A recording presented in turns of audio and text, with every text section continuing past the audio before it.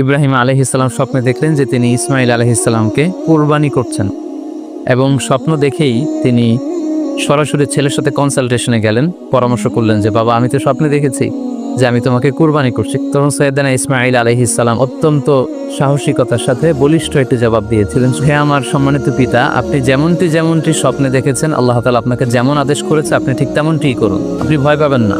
কারণ নবীরা যখন স্বপ্নে কিছু দেখে সেটা সাধারণ মানুষের মতো স্বপ্ন নয়, সেটা ওহী, সেটা আল্লাহর পক্ষ থেকে আদেশ।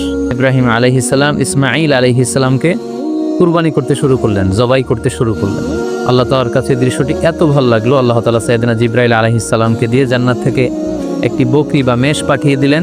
সাইয়েদনা ইসমাইল আলাইহিসসালামকে ছুরির নিচ থেকে সরিয়ে ফেলা হলো, আর সেখানে ইসমাইল আলাইহিসসালামের পরিবর্তে একটি জান্নাত থেকে আনা বকরি বা ছাগলকে সেখানে কুরবানি করা হলো। আল্লাহ তাআলা এত পছন্দ করেছেন ওনাদের স্যাক্রিফাইসকে, কুরবানিকে, কিয়ামত পর্যন্ত আমরাও যাতে কুরবানি করি আল্লাহ তাআলা আমাদের জন্য এটাকে অবধারিত করে দিয়েছেন।